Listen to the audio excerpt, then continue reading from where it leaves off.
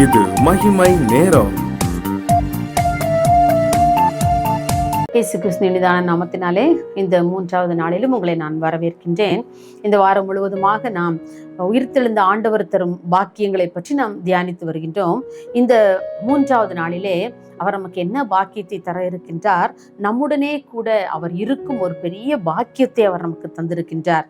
மத்தேயு 28ஆம் அதிகாரம் அந்த 20ஆம் வசனத்தின் கடைசி பகுதியை பார்க்கும் பொழுது, இதோ உலகத்தின் முடிவு பரியந்தமும் சகல நாட்களிலும் நான் உங்களுடனே கூட இருக்கிறேன் என்றார்.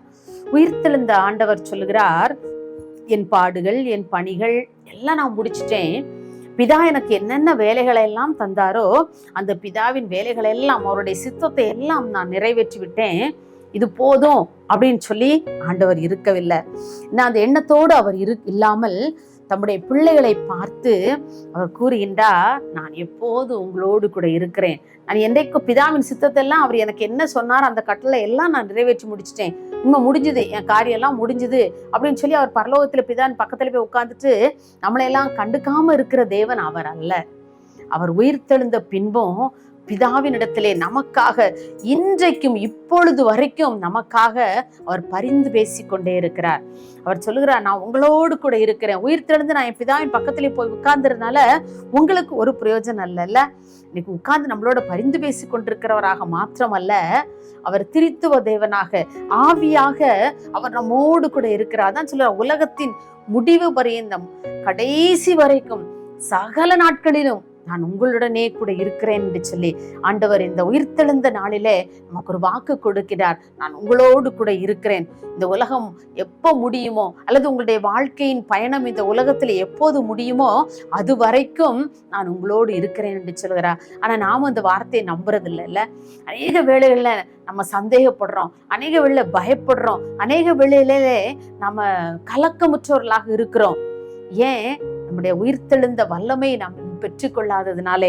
ஆண்டவர் சொல்லியிருக்கிறார், நான் உங்களோடு கூட இருக்கிறேன் என்று சொல்லியிருக்கிறார். ஆனாலும் நமக்கு பயம் வருது இல்ல, நமக்கு சந்தேகம் வருது, நமக்கு கலக்கம் வருது, நமக்கு பயம் வருது. ஏன்? ஆண்டவருடைய உயிர்த்தெழுந்த வல்லமை நமக்குள் இல்லாததுனாலே நம்ம இந்த காரியங்கள் எல்லாம் நமக்கு வருகிறது இல்லையா? பொதுவா என்னுடைய பிள்ளைங்களிடத்தெல்லாம் சொல்லுவேன், மாணவர்களிடத்துல சொல்வேன், நீ எக்ஸாம் ஹாலுக்குள்ள போகும்போது நீ கடவுளை நினைச்சுக்கோ. ஏன்னு சொன்னால் யாரும் உங்க எக்ஸாம் ஹாலில் டீச்சர் வர முடியாது, உங்கள் பெற்றோர் வர முடியாது, உன்னுடைய டியூஷன் டீச்சர் வர முடியாது, உன் ஹாலில் நீ மட்டும்தான் இருப்ப. ஆனால் ஏசு உன் பக்கத்தில் என்ன செய்கிறாரு? இருக்கிறாரு. நீ ஒரு கொஸ்டின் உனக்கு ஞாபகத்துக்கு வரலையா, நீ அவரிடத்துல கேளு, அவர் ஞாபகப்படுத்துவார். அவர் மாத்திரம் உன் கூட வந்து இருக்க முடியும் அப்படின்னு சொல்லி நான் சொல்லுவேன்.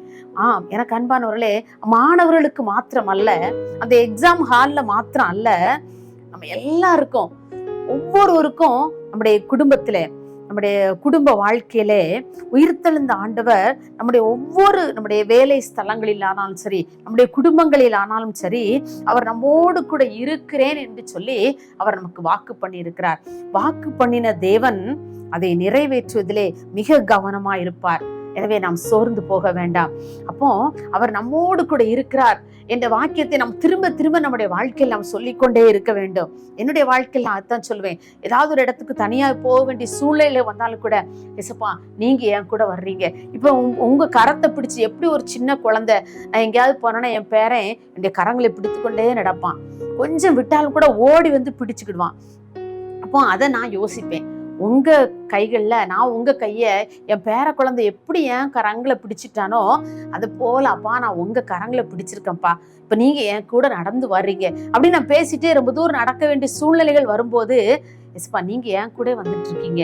அன்னைக்கு எம்மா ஊருக்கு போன சிஷ்யர்களோடு நீங்க போனீங்கல்ல, இப்ப என் கூட வந்துகிட்டே இருக்கீங்கல்ல, இப்படி நான் அவரோடு கூட சம்பாஷித்து கொண்டே நான் போவேன்.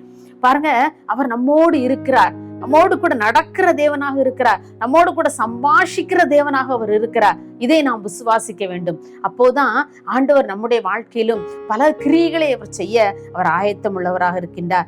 அந்த பழைய ஏற்பாட்டு காலத்திலே நாம் வாசிக்கிற கர்த்தர் யோசேப்போடு இருந்தார், கர்த்தர் தாவீதோடு கூட இருந்தார், கர்த்தர் மோசையோடு கூட இருந்தார், ஆபிரகாம், ஈசாக்கு, யாக்கோபு என்கிற முன்னோர்களோடு கூட இருந்தார் என்று சொல்லி நாம் வாசிக்கிறோம். அதோடு நாம் விட்டு விடுகிறோம் இல்லையா? அவங்களோடெல்லாம் இருந்தாங்க, ஆனா இப்போ நம்மளோடு இருக்கிறாரா என்று சொல்லி நாம் அதை சிந்திப்பதில்லை. ஏசப்பா அன்னைக்கு தாவீதோடு கூட இருந்தார், அதனால அவர் காரியம்லாம் ஜெயமா இருந்து வெற்றியா இருந்தது. யோசேப்போடு கூட இருந்தார், சிறைச்சாலையிலே அவனோடு கூட இருந்தார். அவன் எகிப்தினுடைய அதிபதியாக மாற்றப்பட்டான். இப்படி நாம் பழைய ஏற்பாட்டின் பக்தர்களை பத்தி நாம் தியானித்துக் கொண்டே இருக்கிறோம்.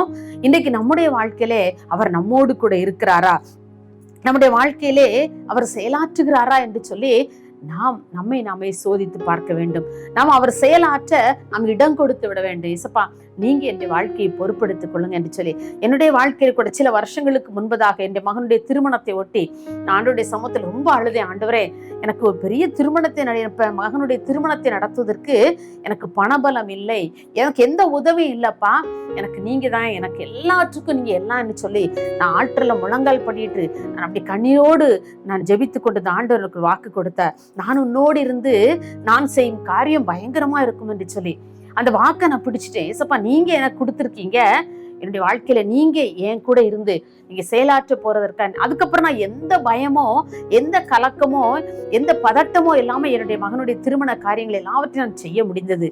எங்க அம்மா கூட அடிக்கடி கேட்பாங்க, நம்ம வீட்டுல உன் மகனுக்கு திருமணம் நடக்க போறங்கிற ஒரு பரபரப்பே உன்னிடத்துல இல்லையம்மா அப்படின்னு சொல்லுவாங்க. நான் சொல்லேன், ஏம்மா நான் ஆண்டவரிடத்துல ஒப்படைத்து விட்டேன், அவர் எனக்காக எல்லா காரியங்களையும் செய்வார் என்று சொல்லி.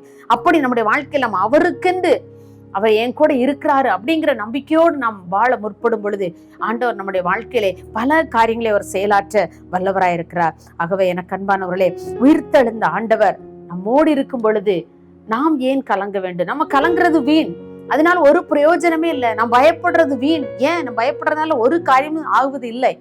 ஆனா நம்ம அந்த உயிர்த்தெழுந்த ஆண்டவருடைய வல்லமைக்குள்ளாக நம்ம கடந்து வரும்போது அவர் நம்மோடு கூட இருக்கிறார். அவர் ஏற்கனவே சொல்லிட்டாரு, உலகத்தில் எவ்வளவு காலம் வாழ்கிறாயோ அத்தனை காலங்களும் நான் உன் கூட இருக்கிறோமா, நீ எங்க போனாலும் நீ என்ன காரியங்கள் செய்தாலும் நான் உன் கூட இருக்கிறேன். என் யோசேப்போடு கூட அவர் சிறைச்சாலையில இல்லையா, அவர் குழியில தூக்கி போடப்படும் பொழுது அவர் அவனோடு இல்லையா இருந்தார் அல்லவா? அவனை ஒரு மேன்மையான வாழ்க்கைக்கென்று அவனை பதப்படுத்துகிறார் இல்லையா, பக்குவப்படுத்துகிறார். அதே போல நம்முடைய வாழ்க்கையில் நம்ம நிறைய வேளையிலே கஷ்டங்களும் துன்பங்களும் பாடுகளும் வரும்போது ஆண்டவர் என் கூட இல்லையா, என்னை மறந்து போனாரா என்று சொல்லி நிறைய வேளையில தியானிக்கிறோம், நம்ம நினைச்சு பாக்குறோம், புலம்புகிறோம். ஆண்டவர் சொல்றாரு, நீ பயப்படாத, நான் உன் கூட தான் இருக்கிறேன், உன்னுடைய கண்களுக்கு அது மறைக்கப்பட்டிருக்கிறது, நீ என்னை விசுவாசத்தோடு பார் என்று சொல்லி ஆண்டவர் இன்றைக்கு அழைக்கின்றார். ஆம், எனக்கு அன்பானவர்களே, இந்த உயிர்த்தெழுந்த ஆண்டவருடைய வல்லமையை இன்றைக்கு நாம் புரிந்து கொள்வோம். அவர் என்னோடு கூட தான் இருக்கிறார், என்னோடு கூட இருந்து அவர் செயலாற்றி கொண்டிருக்கிறார் என்கிற அந்த உயிர்த்தெழுந்த வல்லமையை நாம் புரிந்து கொண்டு அவருடைய பாதையில் நடக்க முற்படுவோம். அப்பொழுது ஆண்டவர் நம்மோடு இருந்து அவர் நம்மில் செயலாற்றுகிற தேவனாக இருக்கிறார். மகா இரக்கம் கிருபை நிறைந்த எங்கள் அன்புலே சுவாமி, இந்த அருமையான இந்த 3ஆம் நாளின் காலை வேளைக்காக உமக்கு நான் நன்றி செலுத்துறோம்ப்பா. இந்த நாளிலும் கூட நீங்க உயிர்த்தெழுந்த அந்த வல்லமையோடு கூட நீங்க எங்களுக்கு வாக்கு பண்ணுறீங்கப்பா. அப்பா, இந்த உலகத்தின் முடிவு பறி இந்த சகல நாட்களிலும் நான் உங்களுடனே கூட இருக்கிறேன் என்று சொல்லியிருக்கிறீங்கப்பா.